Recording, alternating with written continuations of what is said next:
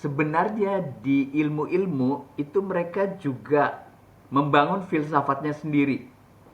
Karena ilmu ini kan empiris, sebut saja induktif, dan dari yang induktif, empirisisme itu kemudian menemukan teori-teori ya.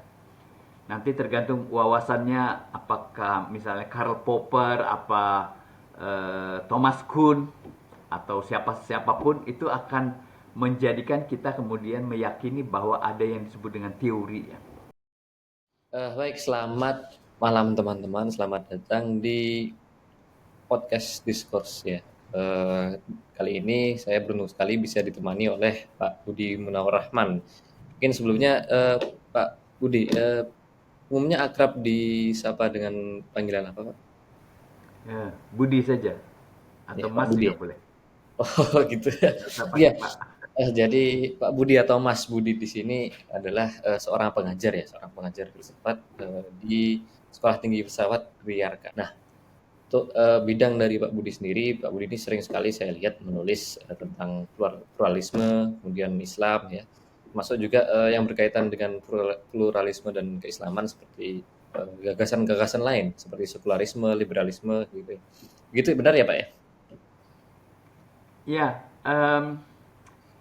bidang saya kalau mengajar ya studi Islam, termasuk filsafat Islam di dalamnya. Tapi karena latar belakang saya filsafat, maka saya juga punya minat untuk filsafat secara umum ya. Ya, Kira-kira filsafat begitulah secara umum. gampangnya. Ah, Tapi fokusnya berarti tentang studi tentang filsafat Islam dan pluralisme berarti Pak. Atau ya, ada yang perlu Pak? kalau mengajarnya di sekitar itu, termasuk Islam di Indonesia, terus berwacana di publiknya juga Islam di Indonesia, tokoh-tokoh pemikir Islam Indonesia seperti Nurholis Majid, Gus Ya. Dur, dan sebagainya. Eh, tapi saya juga akhir-akhir ini suka menggunakan filsafat untuk isu-isu aktual seperti ekologi, tapi masih Untuk dekat terakhir dengan agama. isu ekologi yang terakhir Bapak bahas menggunakan filsafat apa itu Pak kalau boleh tahu? Utamanya Green Islam, Green Islam. Oh pemikiran iya. ekologi dalam Islam, karena itu bidang yang saya dalami, tapi saya juga berminat dalam filsafat ekologi seperti deep ecology atau ekologi sosial yang lebih kritis ya. Ya, untuk soal ekologi nanti pastinya teman-teman di rumah akan sangat senang sekali mendengar lebih lanjut tentang itu. Hmm. Tapi sebelumnya mungkin kita membahas yang umum-umum dulu. Sebagai Ya, seorang pengajar filsafat ya Pak, mungkin saya ingin bertanya dulu bagi Bapak sendiri, bagi Mas Budi sendiri, filsafat itu apa sih sebenarnya? Bagaimana cara mendefinisikan itu? filsafat itu satu bidang keilmuan yang mengajarkan kita tentang bagaimana bisa memahami realitas secara mendalam. Nah, gitulah. Secara mendalam, secara radikal. Radikal artinya sampai pada tingkat yang paling dalam, paling akar ya, radix ya di akarnya. Dan membantu kita untuk berpikir kritis.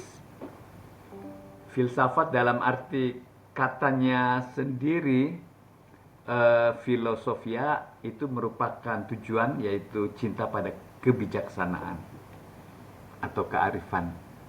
Nah, ada banyak banyak penjelasan lain, misalnya dalam filsafat itu ada level-level penjelasannya, level ontologi atau dasar-dasar dari realitas yang ada, metafisik. Ada segi epistemologi, yaitu bidang pengetahuan, dan ada etika, bidang praksis atau yang praktis dari filsafat tentang yang baik dan yang tidak baik, yang buruk. Kemudian ada estetika juga, bidang ekspresi kesenian. Tapi kira-kira tiga, terutama tiga yang pertama tadi. Ya, kalau di Indonesia sendiri Pak, sepengamatan Bapak sendiri, bagaimana sih perkembangan filsafat di Indonesia sejauh ini? Filsafat kurang populer di Indonesia. Jadi kita tidak melihat ada satu perhatian tentang pentingnya ilmu ini dikembangkan di tingkat sekolah misalnya. Misalnya di SMA lah paling baik ya. Nah, itu tidak ada sehingga kemudian eh, anak-anak kita, adik-adik kita di SMA tidak diperkenalkan dengan ilmu filsafat ini. Di tingkat universitas juga sebenarnya hampir seperti itu juga. Tapi ada beberapa kampus, ada banyak kampus juga yang memperkenalkan filsafat, terutama dalam melihat ilmunya, prodinya ya, keilmuannya pada tingkat yang paling teoretis. Nah, itu filsafat diperlukan situ, seperti filsafat hukum, filsafat sosial, filsafat ekonomi barangkali juga. Nah, itu di prodi-prodi tertentu selalu ada mata kuliah filsafatnya. Yang paling umum tentu saja sebagai metode ya, metode berpikir ilmuannya, maka filsafat ilmu juga sangat kuat diajarkan di prodi-prodi. Filsafat ilmu yang terkait dengan psikologi, yang terkait dengan apa misalnya yang lainnya, dalam bidang-bidang yang humaniora atau ilmu sosial itu sangat kuat. Tapi tetap tidak populer, kita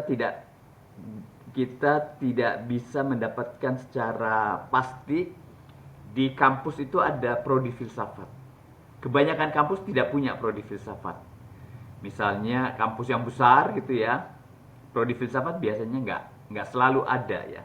Di Indonesia prodi filsafat hanya ada pertama di yang sekolah universitas umum itu di UI dan di UGM.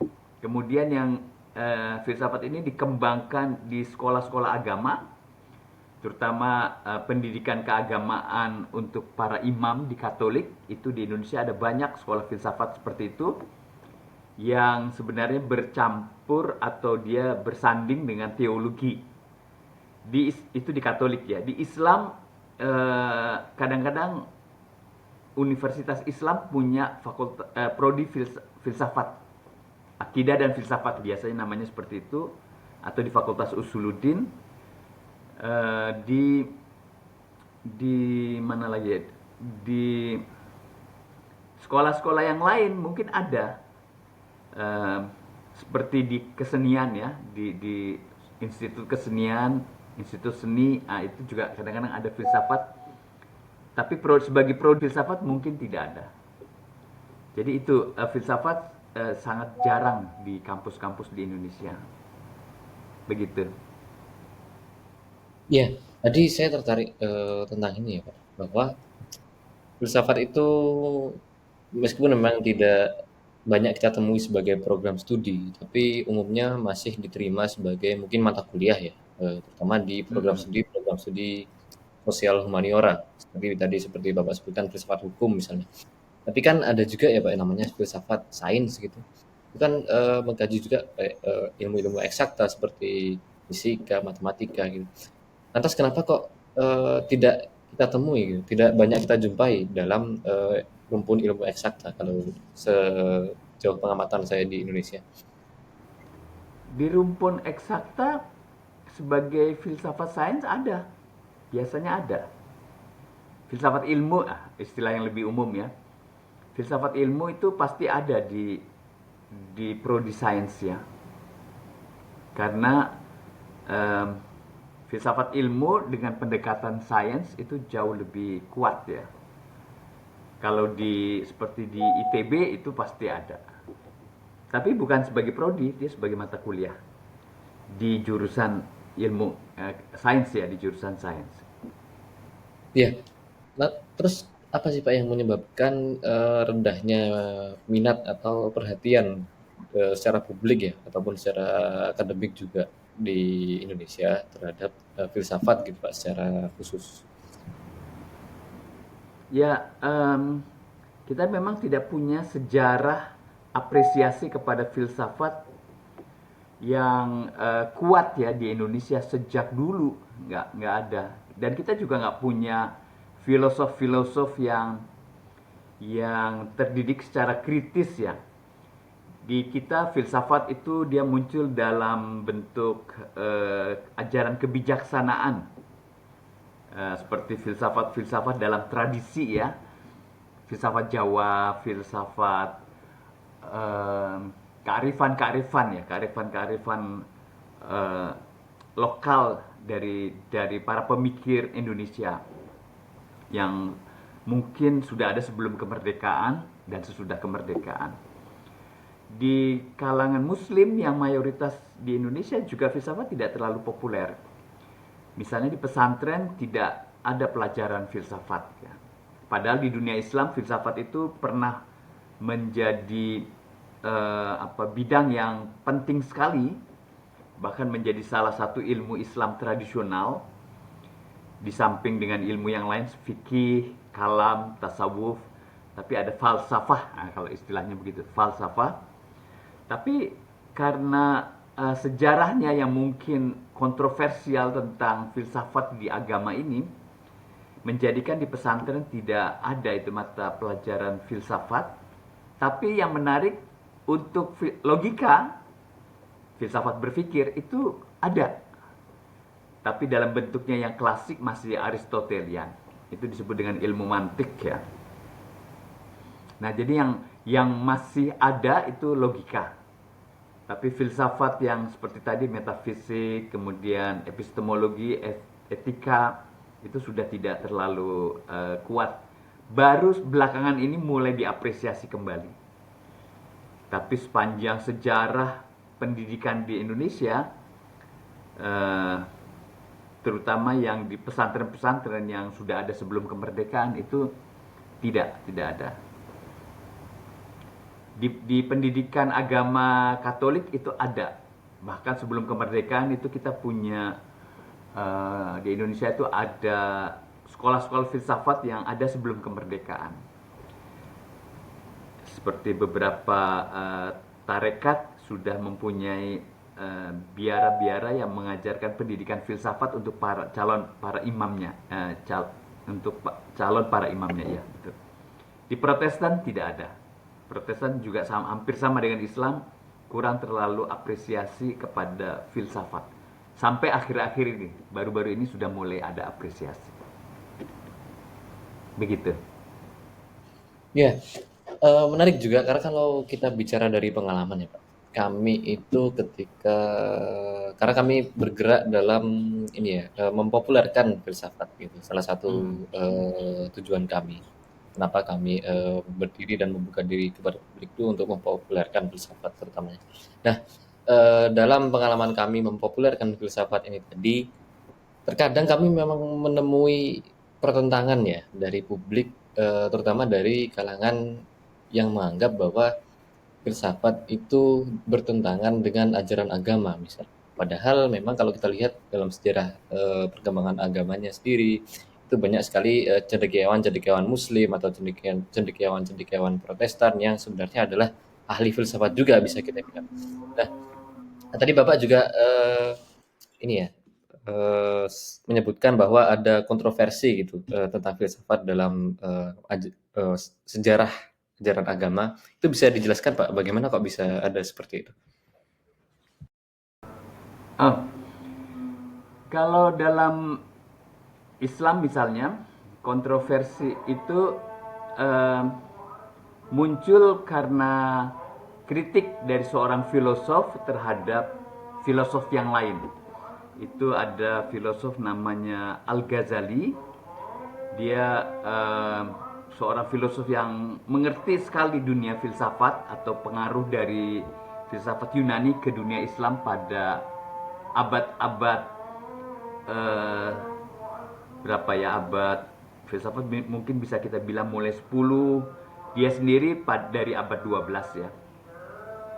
Nah, setelah dia mempelajari, dia melihat ketidakcocokan antara filsafat Aristoteles dengan ajaran Islam. Dia menulis buku Tahafut al-Falasifa, kerancuan berpikir para filosof, dan menurut dia nggak bisa dikompromikan antara filsafat Yunani, terutama Aristoteles, terutama metafisiknya, yang sangat berpengaruh pada utamanya pada Al-Farabi dan Ibn Sina. Dia menganggap itu tidak bisa direkonsiliasi dengan Islam dan akan mengakibatkan satu pandangan yang tidak lagi Islamik. Nah, itu sebabnya dia menganggap kemudian para filosof ini sudah kafir. Kafir dalam arti paling tidak dia berbeda ya. Dia sudah tertutupi dari kebenaran Islam. Nah, Al-Ghazali ini filosof yang kemudian dia memberikan jalan untuk pengembangan filsafat yang lain yang bukan Aristotelianisme. Nanti kalau garisnya ke Yunaninya itu Neoplatonisme, dan ke dalam Islamnya nanti filsafat di dalam tasawuf ya. Seperti filsafat hikmah, mulai dari Suhrawardi sampai di Persia itu ada filosof yang besar pada abad 18, Mulla Sadra namanya. Tapi filsafat Aristotelian itu relatif mati di dunia timur Islam. Dunia timur Islam itu artinya mulai dari Timur Tengah sampai Indonesia. Dunia Barat, Afrika Utara sampai Spanyol itu masih kuat. Sampai abad 14 masih ada Ibn Rushd ya. Tapi setelah itu juga mati. Nah, matinya di dunia Barat itu bukan karena Al-Ghazali, tapi karena memang filsafat tidak lagi menjadi bagian dari kehidupan intelektual dunia Islam, karena mungkin dimulai dengan runtuhnya Andalusia, kerajaan Islam di Andalusia. Nah, sejak itu kemudian filsafat di kebanyakan dunia Islam tidak terlalu berkembang, kecuali di Persia, di Iran sekarang. Itu masih berkembang. Awalnya filsafat yang sangat kental agamanya, mistisisme terutama. Tapi akhir-akhir ini kalau kita lihat Iran, terjadi dinamika di mana mereka mulai mencari harmoni timur dan barat. Sehingga debat-debat filosofis seperti yang terjadi di barat itu di filsafat di Iran itu mereka pelajari dengan baik. Nah, sayangnya itu tidak sampai ke Indonesia. Kita pengaruhnya bukan dari Iran, Indonesia pengaruhnya dari Timur Tengah, terutama Saudi, di mana mereka mengharapkan filsafat. Itu penyebabnya. Ya, lantas dengan latar belakang yang demikian, kalau menurut Bapak sendiri, bagaimana sih cara supaya masyarakat kita itu lebih akrab dengan filsafat, apalagi dengan betapa pentingnya ya kita memahami filsafat itu? Ya, kalau sekarang kita ada di satu era, kalau bicara Islam ya, dalam suatu era di mana kita juga mendapatkan pengaruh dari gerakan modernisme Islam, kemodernan Islam atau pembaruan Islam.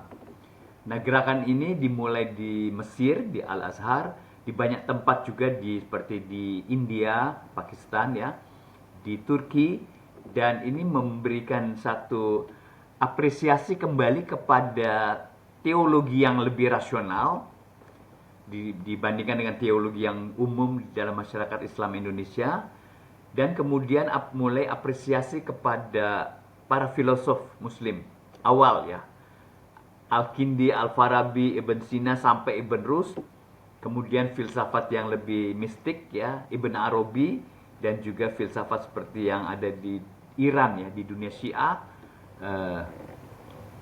Mulla Sadra dan filosof sebelumnya dan sesudahnya. Nah, pengaruh dari modernisme yang dimulai dari Al-Azhar di Mesir pada abad 19 itu menjadikan filsafat mulai diapresiasi kembali. Tapi itu perlu waktu yang keras, perlu waktu yang lama sebenarnya untuk bisa menghidupkan filsafat di Indonesia. Tapi waktu yang sudah berjalan sejak tahun 70 sampai sekarang itu sudah cukup untuk eh, orang mulai berbicara filsafat di pendidikan-pendidikan tradisional seperti pesantren. Dan logika yang sudah diapresiasi sejak lama karena Al-Ghazali walaupun dia mengkritik filsafat Aristoteles tidak cocok dengan Islam, tapi dia mengatakan cara berpikir kritis itu penting untuk agama. Nah, itu logika ya, logika diperlukan di pesantren dipelajari, banyak ahli logika di pesantren, ahli ilmu mantik namanya. Dan sekarang mulai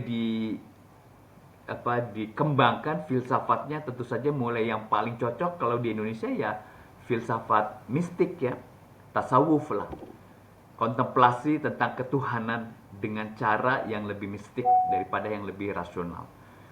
Itu di kondisinya begitu. Kalau di Protestan itu mungkin filsafat juga tidak terlalu diapresiasi, tidak diperlukan. Mereka lebih memerlukan teologi. Jadi pendidikan untuk calon pendeta adalah teologi. Dan teologi kita tahu dia lebih dogmatis ya. Nah, tapi akhir-akhir ini juga sudah berubah. Eh, Nama sekolah teologi itu bisa berubah menjadi sekolah tinggi filsafat teologi misalnya begitu. STFTA begitu. Itu misalnya di Jakarta begitu. Ada filsafat keilahian yang diapresiasi. Nah, di situ mulai tumbuh juga filsafat di Protestan. Kalau di Katolik sangat subur sudah sejak awal ya, karena keputusan terutama sejak Konsili Vatikan kedua dan bahkan sebelumnya, tapi di Konsili Vatikan kedua ada satu penegasan yang sangat kuat, seorang calon imam itu atau pastor harus mendapatkan pendidikan filsafat kira-kira minimal 2 tahun atau 3 tahun. Sekarang bahkan ada yang 4 tahun. Nah, tergantung ininya ya, tergantung ordonya, tarekatnya. Tapi itu berarti filsafat sebenarnya sangat subur di dunia Katolik. Dan dunia Katolik karena dia dunia yang sangat dekat dengan Barat ya, dan kita tahu kekristenan di Indonesia itu tentu dari Barat. Nah, mereka kemudian membawa pengaruh filsafat Barat ke Indonesia, dan bahkan mereka bisa memisahkan antara filsafat dengan teologi. Nah, ini menarik ya. Satu contoh sekolah tinggi filsafat Driarkara. Ini satu contoh yang unik ya. Kalau di sekolah tinggi filsafat yang lain, pada umumnya itu mereka tidak ingin menegaskan bahwa filsafat murni yang dikembangkan. Tapi yang mereka kembangkan adalah keselarasan filsafat dengan ajaran Katolik ya.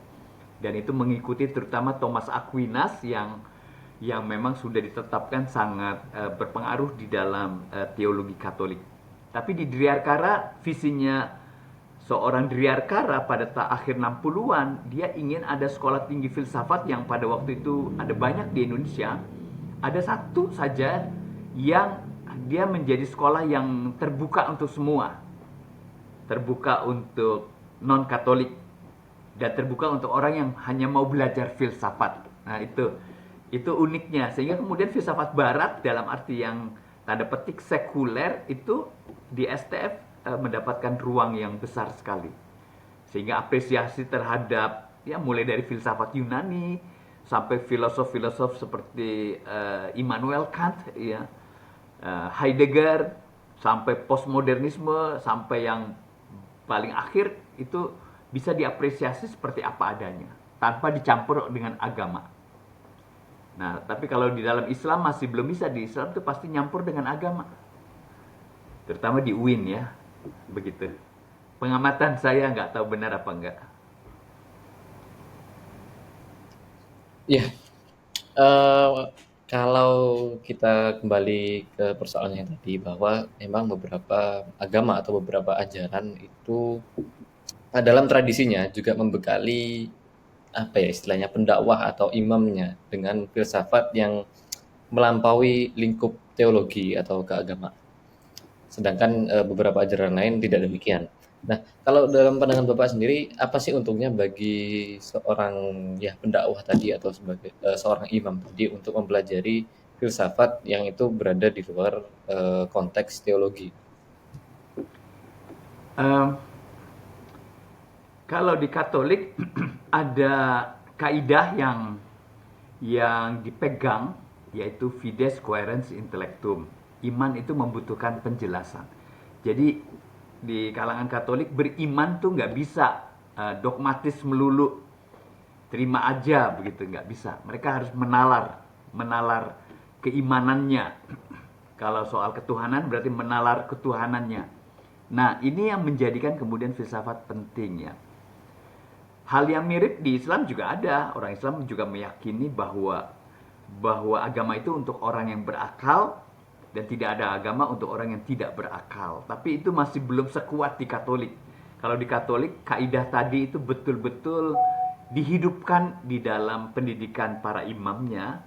Sementara di Islam itu sebatas yang disebut berakal, menggunakan akal itu sebatas cocok dengan agama ya, tapi tidak bisa dipelajari hal-hal yang melawan agama. Kalau di tradisi Katolik biasa kita mempelajari ateisme apa adanya dan tentu saja kemudian memberikan kritik, tapi kritiknya kritik yang rasional, bukan kritik yang dogmatis. Nah, itu biasa dan menarik. Kita bisa tahu perkembangan agnostisisme, ateisme dari yang kita bisa pelajari di sekolah-sekolah filsafat Katolik ya. Nah, itu bedanya di situ. Tapi kalau di sekolah pendidikan imamnya Islam, pendidikan para kiai atau ulama itu kritisisme sampai sejauh itu tidak bisa atau tidak biasa. Itu aja. Tapi semua sedang berubah juga karena di prodi-prodi akidah filsafat juga mulai dipelajari karena interaksi dan keterbukaan. Jadi sekarang interaksi di antara misalnya para filosof dari sekolah Katolik dengan para filosof Muslim di sekolah-sekolah UIN dan sebagainya. Nah, mereka mulai berinteraksi, berjumpa. Perjumpaan ini menjadikan kemudian juga bisa ada perubahan-perubahan kurikulum dan juga mereka lebih terbuka pada dinamika ilmu filsafat di dunia ini sekarang. Begitu. Ya, terima kasih Pak Budi. Sekarang kita geser dulu fokus kita kepada mungkin kepada teman-teman yang sedang menonton nanti video ini. Eh, Mungkin beberapa teman-teman ini masih bertanya-tanya Pak, pentingnya filsafat buat mereka itu apa sih? Dan mungkin sebagian besar dari teman-teman ini adalah kalau kami lihat ya target kami itu adalah pelajar gitu. Mungkin Bapak bisa menjelaskan Pak kepada teman-teman yang nanti menonton video ini apa sih pentingnya bagi mereka pelajar yang mungkin banyak sekali bidangnya ya, entah dia belajar sains alam ya, ilmu alam atau mungkin ilmu-ilmu yang lebih berada di rumpun sosial dan humaniora seperti hukum gitu. Pentingnya apa sih buat mereka mempelajari Ya, filsafat? yang paling dasar menurut saya kita akan lebih memahami ilmu tersebut. Jadi kalau saya belajar misalnya sebut saja sosiologi ya. Kalau saya belajar sosiologi saya akan lebih mengerti apa itu masyarakat, apa itu dinamika sosial ya. Kalau kita mempelajari filsafat untuk sosiologi. Begitu juga dengan sains ya, dengan fisika atau dengan apa sains-sains yang lain ya, itu juga akan memberikan pemahaman lebih mendalam ya. Sebenarnya, nah ini penting. Sebenarnya di ilmu-ilmu itu mereka juga membangun filsafatnya sendiri. Karena ilmu ini kan empiris, sebut saja induktif, dan dari yang induktif empirisisme itu kemudian menemukan teori-teori ya. Nanti tergantung wawasannya, apakah misalnya Karl Popper, Thomas Kuhn, atau siapapun, itu akan menjadikan kita kemudian meyakini bahwa ada yang disebut dengan teori. Ya. Nah, teori itu sebenarnya adalah istilah di ilmu untuk filsafat. Jadi kalau Anda membaca sebuah buku judulnya Teori Ekonomi, nah, itu sebenarnya filsafat ekonomi. Hanya ini jenis filsafat baru yang tumbuhnya dari ilmu, bukan tumbuhnya dari refleksi akal budi melulu. Yang itu tradisi filsafat kuno dari Yunani sampai awal modern seperti Immanuel Kant berefleksi dengan akal budi melulu. Nah ini sesuatu yang sudah ditinggalkan, terutama sejak berkembang positivisme Auguste Comte yang membuat peta evolusi pemikiran manusia mulai dari yang mitis, kemudian yang teologis, keagamaan, dan kemudian bukan mitis, di situ ada keagamaan, kemudian yang lebih filosofis, dan kemudian ilmu. Nah, jadi positivisme yang digambarkan oleh Auguste Comte itu memberikan ruang baru bahwa nanti fondasi pemahaman kita tidak lagi didasarkan pada mistik ya, atau agama yang pertama, atau kedua filsafat, tapi pada ilmu yang bisa diuji kebenarannya secara empiris. Nah, positivisme inilah menghasilkan ilmu-ilmu. Ilmu-ilmu ini menghasilkan teori-teori. Ketika bicara teori, itulah filsafat dari segi ilmu itu. Bukan metafisik lagi, tapi ya, filsafat ilmu. Filsafat keilmuannya. Teori, sebutlah apa saja. Teori sosial, teori fisika, teori ini, teori itu. Kalau Anda lihat buku daras ya, buku textbook, ada judulnya teori dalam bahasa Inggris, itu adalah filsafat, matematika, dan sebagainya. Nah, jadi mempelajari filsafat akan memberikan kita pengertian tentang ilmunya. Tidak usah mengenal filsafat dalam arti yang Yunani kuno itu, filsafat abad pertengahan yang sangat religius, filsafat modern yang kritis sekali, tapi pelajari aja dari keilmuan yang biasa disebut dengan teori-teori, Anda sudah berfilsafat. Tapi kalau Anda punya minat lebih jauh melihat filsafat dalam arti sejatinya, dulunya bagaimana, mulai dari Yunani, nah kita mulai mungkin akhirnya akan perlu meninggalkan ilmu. Karena filsafat yang ini tidak didasarkan pada empirisisme. Ada level rasionalisme, empirisisme itu level yang sangat bisa diandalkan karena dia lebih sederhana, artinya dia hidup kita sehari-hari, empirisisme. Tapi rasionalisme itu memerlukan keterampilan dalam berpikir. Nah, rasionalisme yang paling kuat tentu saja nanti ada pada filsafat rasional. Mulai sebut saja tradisi filsafat Yunani, puncaknya ada pada Aristoteles, nanti puncaknya di barat dilanjutkan oleh Immanuel Kant.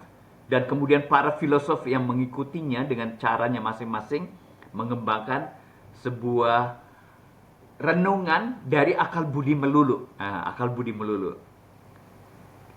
Nah, ini menarik, dan kalau tertarik yang belajar ilmu ini, ya dia bisa mempelajari sejarah filsafat. Filsafat itu sebenarnya isinya sejarah filsafat. Yang kalau belajar ilmu, Anda tidak perlu belajar sejarah ilmu. Sejarah ilmunya ya maksudnya. Misalnya Anda belajar sosiologi, yang penting Anda bisa memakai ilmu sosiologi, metode sosiologi untuk mengamati masyarakat. Anda tidak perlu tahu bagaimana pandangan Ibnu Khaldun tentang sosiologi misalnya. Yang lebih kuno ya. Mungkin kalau Max Weber, Durkheim, Talcott Parsons, sebutlah beberapa nama yang tokoh-tokoh modern, kontemporer, teori sosiologi itu mungkin masih penting. Tapi kalau yang lebih kuno lagi, itu sebenarnya nggak tahu juga nggak apa-apa. Orang tidak perlu tahu Archimedes untuk bisa mengerti matematika. Sejarah tidak diperlukan, sejarah ilmunya tidak diperlukan sungguh-sungguh untuk keahlian ilmu. Tapi filsafat nggak bisa. Anda tidak bisa menjadi seorang yang mengerti filsafat kalau tidak mengenal sejarah filsafat dari Yunani, dari dunia timur sampai sekarang. Nah, ini menariknya, tapi ini juga skandalnya. Skandal filsafat itu dia tidak bisa memberikan satu keutuhan yang disebut filsafat itu ini. Seperti yang disebut sosiologi ini, apalagi kalau ilmu sains ya. Ya, bukan ilmu sains, ilmu eksakta. Fisika tuh ini, kimia tuh ini. Tapi kalau filsafat nggak bisa. Nanti filsafat akhirnya Anda filsafat yang mana yang Anda ikuti, aliran siapa, gitu. Tidak ada satu kesatuan ilmu yang disebut filsafat. Ya secara umum begitu. Tapi di dunia ilmu juga orang bertanya apa sih yang disebut dengan ilmu? What is this thing called science? Itu misalnya ada Ian Chalmers, itu seorang filosof science yang mempertanyakan sebenarnya yang disebut ilmu juga akhirnya begitu juga. Tapi secara umum kita pada umumnya meyakini keilmuan itu lebih solid ya, mapan. Itu sebabnya kemudian filsafat ditinggalkan. Tapi maksudnya filsafat yang ditinggalkan itu filsafat yang kuno itu. Cara berpikir yang kuno. Yang beda dengan filsafat, tanda petik, ya mereka tidak pakai kata filsafat, teori yang dikembangkan dengan riset-riset empiris positif, bahkan kadang-kadang positifis. Nah, ini bidang-bidang yang sudah lebih detail, tapi kalau kembali ke pertanyaan Anda, pertama kali filsafat berguna untuk Anda mengerti tentang keilmuan Anda. Anda menggunakan istilah filsafat atau tidak menggunakan istilah filsafat tidak penting.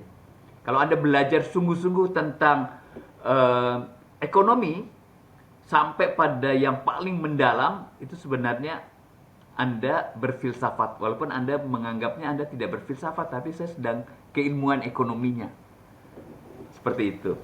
Jadi bidang filsafat sekarang sebenarnya dia bisa menjadi interdisipliner. Tapi seorang dari keilmuan juga bisa menjadi seorang filosof. Tanpa menyebut dirinya filosof, tapi misalnya ahli ekonomi, ahli sosiologi, dan seterusnya. Karena tadi Bapak menyebutkan ini ya, bahwa sebenarnya yang kita sebut teori dalam keilmuan itu sebenarnya mereka membangun sebuah filosofinya sendiri juga ya, Pak. Mereka Ya, membentuk filsafat sendiri. Nah, berarti termasuk juga ini ya, Pak, ilmu-ilmu mungkin yang berkaitan dengan lingkungan atau ekologi yang tadi Bapak sempat singgung di awal. Nah, mungkin kita ekologi. coba Ya, ya, kita coba masuk ke situ. Bisa jelaskan ya, nggak, Pak, kajian-kajian Bapak tentang ekologi, terutama ekologi Islam itu? ya. Saya mulai dulu dengan filsafat ya. Ada filosof namanya Arne Naes, Deep Ecology alirannya, filosof lingkungan yang termasuk yang awal dan sangat berpengaruh.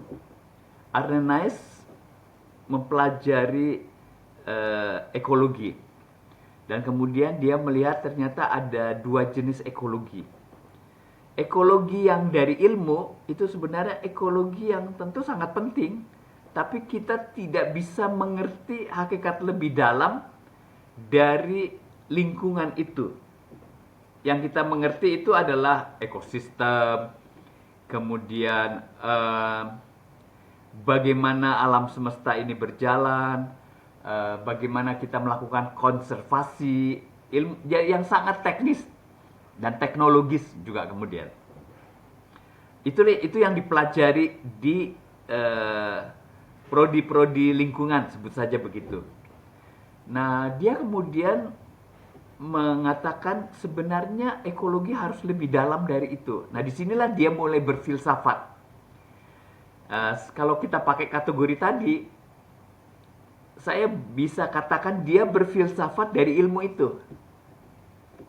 Bukan dari metafisik yang tradisi kuno filsafat ya. Nah, dari situ kemudian dia mengatakan ada pemahaman ekologis yang perlu lebih dalam dilihat. Dia menyebutnya dengan deep ecology. Deep ecology. Ekologi dalam. Nah, ekologi dalam berarti akan bisa melihat nilai intrinsik dari lingkungan, nilai intrinsik dari alam ya, dari alam. Ini istilah yang agak aneh kalau untuk ilmu ekologi. Kok memakai istilah-istilah intrinsik, nilai intrinsik itu apa sebenarnya? Nah, dia kemudian menyebut ada 8 ya, 8 hal yang membedakan perspektif ekologi yang lebih dalam dengan yang dangkal. Deep ecology versus shallow ecology. Sejak itu sebenarnya ada perbincangan yang ini sebenarnya perbincangan filosofis tentang ekologi. Dan ekologi sekarang bukan lagi hanya ilmu-ilmu, tapi ada wawasan yang lebih dalamnya. Nah, kemudian berkembanglah filsafat ekologi. Filsafat ekologi seperti ekofeminisme, aliran-aliran yang kritis seperti ekologi sosial, dengan masing-masing tokohnya yang juga sangat banyak. Dan sekarang kalau dia di prodi ekologinya lebih lebih apa istilahnya, lebih komprehensif, lebih integral, lebih luas, ini akan dimasukkan ke dalam bagian dari proses belajar ekologi. Saya nggak mengenal kalau kurikulum di fakultas di prodi ekologi kayak apa, saya nggak mengenal. Saya mempelajari ekologi dengan minat untuk sebenarnya untuk agama dan ekologi dan filsafat ekologi. Jadi saya tidak tahu teknisnya bagaimana kalau di prodi ya, tapi dalam bayangan saya perkembangan filsafat ekologi sudah sangat luas sekali, dan kalau di prodi filsafat ini harusnya mendapatkan ruang ya. Tapi di kita masih belum terlalu banyak tempat filsafat ekologi di prodi filsafat.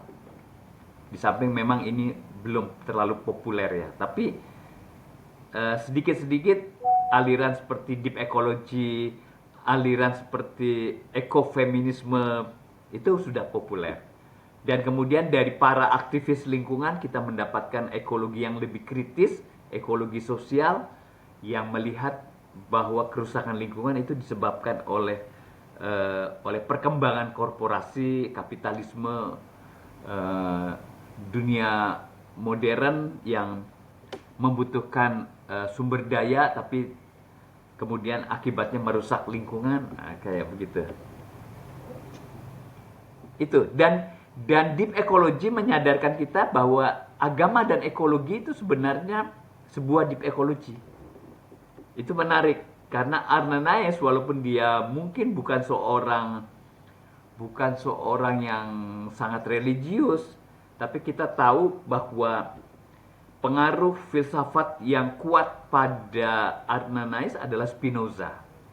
Dan Spinoza ini tokoh atau filosof yang memberi pengaruh kepada pandangan religius yang berbeda dengan teologi. Karena ketuhanannya adalah panteisme. Ya, itu begitu. Tapi itu secara mendalam begitu. Tapi kalau secara umumnya agama-agama menggunakan deep ecology dengan caranya sendiri dalam melihat alamnya. Alam bukan hanya diperuntukkan untuk manusia untuk dieksplorasi, eksploitasi melulu. Alam juga harus dijaga, harus dilindungi karena dia adalah ciptaan Tuhan. Dan alam ini juga makhluk sama seperti manusia, dan manusia harus melindungi, menghargai, menjaga makhluk ini, peran sebagai khalifah. Nah, kalau dalam Islam argumennya seperti itu, dalam Kristen peran stewardship, peran menjaga alam ini, menata kelola alam ini dengan baik, itu panggilan agama. Dan di situ sebenarnya ini jenis-jenis deep ecology. Kalau saya menafsirkan deep ecology dengan agama sangat dekat sekali. Seperti itu. Ya, saya ingin kembali ke agama dan filsafat sendiri, Pak. Kalau saya baca karya-karya Bapak ya yang bisa saya akses secara digital, Bapak sering sekali membawakan tema antara lain pluralisme, kemudian Islam progresif juga gitu. Ya. Saya ingin bertanya juga mewakili teman-teman di rumah. Kalau dari sudut pandang Bapak sendiri, apa sih pentingnya kita mempelajari filsafat dalam konteks kehidupan beragama secara dalam masyarakat gitu? Ya, filsafat itu ilmu yang sangat dasar ya. Eh, Kalau dulu disebut di zaman abad pertengahan eh, ibu dari ilmu-ilmu. Nah, tapi istilah itu sudah tidak disukai oleh para ilmuwan ya, karena menurut mereka ibu dari keilmuan ya metode ilmunya sendiri, bukan filsafat. Nah, tapi lepas dari soal itu, filsafat punya tradisi yang ribuan tahun menjadi dasar dari keilmuan. Nah, di era di mana ilmu menceraikan filsafat sejak zaman positivisme, Auguste Comte itu filsafat kemudian mendefinisikan dirinya, filsafat kemudian coba hidup di sebuah lingkungan atau dunia yang sudah berbeda dengan di abad pertengahan atau di awal masa modern, dan sekarang filsafat menjadi bidang yang terpisah dari ilmu dan kadang-kadang sangat jauh jaraknya ya. Perpisahan ini melanjutkan perpisahan ilmu dengan agama. Jadi tadinya ilmu, agama, filsafat itu jadi satu di abad pertengahan, tapi di masa awal modern para filosof memisahkan diri dari agama. Jaraknya akan semakin jauh. Sekarang udah filsafat lebih otonom. Dan kemudian dalam prosesnya, terutama nanti abad 18, itu ilmu juga memisahkan diri dari filsafat. Untuk menjadi ilmuwan yang terkemuka, Anda tidak perlu menjadi filosof. Anda tidak perlu berfilsafat, sebut saja begitu. Nah, tapi dengan perkembangan dan era informasi sekarang ini, filsafat juga berubah.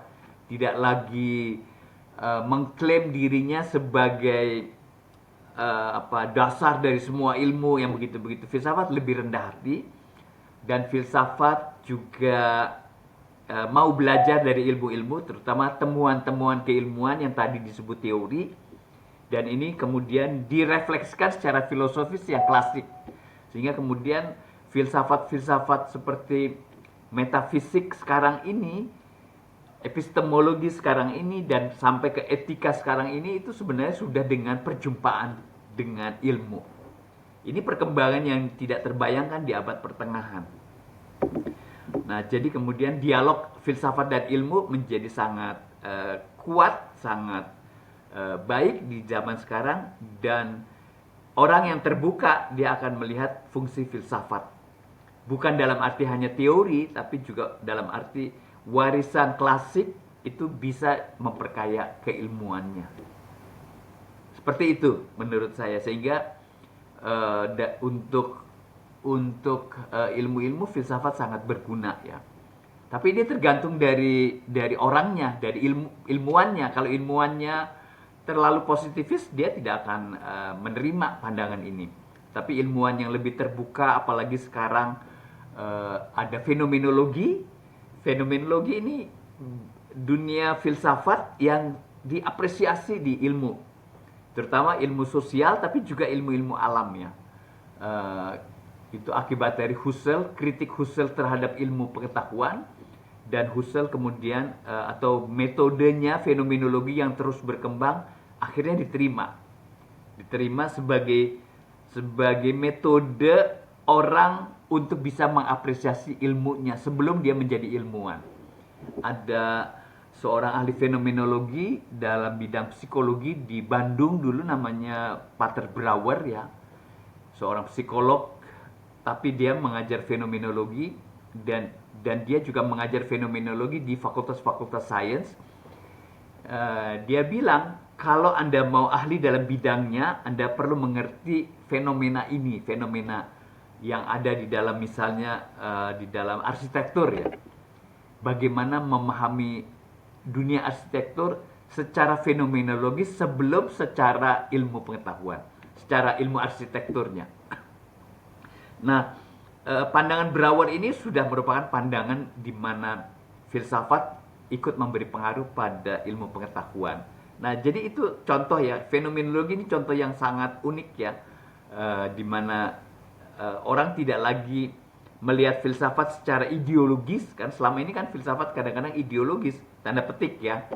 Artinya Anda alirannya apa? Tapi fenomenologi itu tidak mengklaim aliran, dia sebuah metode ya. Tapi kalau Anda seorang Marxis, itu menjadi aliran. Anda seorang dalam arti liberal, itu aliran. Dan seterusnya. Tapi fenomenologi bukan aliran, fenomenologi itu suatu metode yang tidak menjadikan Anda ideologis, karena Anda mau melihat realitas seperti apa adanya. Sebelum Anda menggunakan satu prasangka dari keilmuan Anda sendiri. Itu disebut dengan menaruh dalam tanda kurung semua gejala itu. Oke. Ya, menarik sekali, Pak. Nah, penonton kami di rumah ini, Pak, itu adalah umumnya orang-orang yang sedang atau akan mulai menggiati filsafat, Pak. Nah, mungkin setelah kita mengobrol tentang, ya lumayan ekstensif ya tadi topiknya, Pak ya. Mulai dari apa itu filsafat, kemudian kaitannya dengan keilmuan, dan bagaimana kita upaya-upaya dalam mempopulerkan dan sejarahnya gitu ya, Pak ya. Entah itu kontroversi dan lain-lain. Nah, tapi mungkin saya sekedar mewakili teman-teman yang menonton video ini, Pak. Adakah pesan-pesan dari Bapak untuk teman-teman yang sedang menggiati atau akan mulai mempelajari filsafat? Ya. Saran saya, kalau Anda memang berlatar belakang keilmuan, misalnya Anda kuliah di prodi apa begitu, apa saja, bukan di prodi khusus filsafat ya, itu menurut saya pelajari ilmu Anda itu sedalam-dalamnya. Juga kalau Anda dari prodi agama, pelajari agama Anda itu sedalam-dalamnya. Nah, dari sini kemudian Anda akan mulai melihat ada dimensi-dimensi filosofis dari keilmuan Anda. Kalau Anda sudah melihat di level itu dan kemudian Anda ingin lebih dalam lagi, maka Anda pelajari filsafat seperti teman-teman Anda yang kuliah di prodi filsafat. Nah, itu nanti akan memperkaya. Itu Anda akan mendapatkan satu kemampuan yang unik ya, di mana Anda seorang, sebut saja misalnya seorang ilmuwan ya, misalnya ilmu ekonom lah, seorang ekonom, tapi Anda punya wawasan filosofis yang sangat mendalam. Anda seorang ahli fisika, Anda mempunyai wawasan filosofis yang sangat mendalam. Mendalam dalam arti bisa dua hal, tergantung Anda minatnya kemana. Anda bisa mendalam dari segi keilmuan Anda. Kalau Anda mau lebih luas lagi, Anda juga mendalam dari relasi filsafat dengan keilmuan Anda. Nah, itu akan menjadikan Anda berbeda dari dosen Anda, dari teman-teman Anda. Dan ini sangat unik, akan menghasilkan Anda yang sangat unik sebagai seorang, sebut saja sarjana ekonomi, sarjana sosiologi, sarjana psikologi dan sebagainya. Seorang psikolog yang belajar filsafat itu akan beda sekali. Dia bisa melihat lebih dalam ya. Misalnya dalam refleksi kesadaran. Apa sih kesadaran itu? Kesadaran ini tema yang sebenarnya sangat abstrak dari sudut pandang psikologi.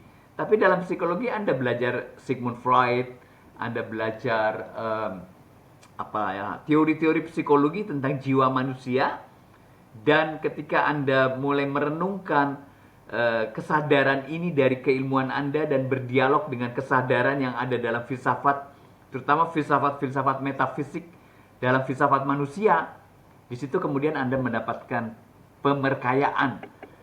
Pertama, Anda basicnya kuat dari segi empiris atau teori psikologinya, tapi sekarang Anda ditambah dengan wawasan spekulatif dari psikologi filosofis yang dulu yang namanya psikologi itu filosofis, yang sekarang disebut dengan filsafat manusia.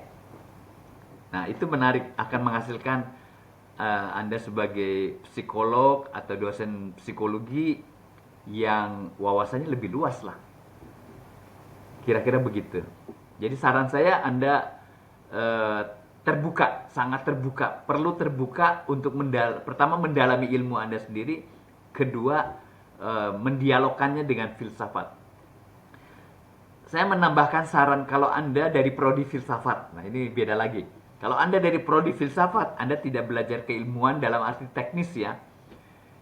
Tapi Anda belajar filsafat yang sangat rumit, sangat sulit ya. Dan filsafat itu kan seringkali dikeluhkan karena ilmu ini terlalu susah, terlalu mengawang-awang, dan kemudian bisa menimbulkan masalah kesehatan mental. Ada banyak teman saya yang nggak kuat tanda petik ya. Tapi itu sebenarnya tergantung bakat ya. Kalau Anda berbakat untuk belajar filsafat yang abstrak-abstrak seperti itu akan memberikan Anda kekuatan, kemampuan untuk berefleksi. Tapi saran saya, hendaknya Anda terbuka juga, seperti tadi saran saya pada yang teman-teman yang dari prodi ilmu, Anda terbuka untuk ambillah satu bidang ilmu yang Anda minati. Tidak perlu menjadi sarjana di bidang itu akan memberi warna sendiri dari filsafat Anda. Saya latar belakangnya filsafat murni ya. Artinya yang saya sebut tadi dari prodi filsafat, tapi saya mencoba untuk membuat landing filsafat saya dengan keilmuan, dan ilmu yang saya ambil, yang saya pelajari secara mandiri itu religious studies. Terutama Islam ya, Islamic studies, karena saya punya latar belakang pendidikan juga dalam bidang Islam ya, terutama dari guru saya Nurul Kholis Majid, dan dari situ kemudian saya bisa mengerti dunia keagamaan secara lebih mendalam, secara lebih dialogis, yang bisa didialogkan dengan isu-isu baru filsafat, isu-isu baru agama yang muncul dari interdisipliner.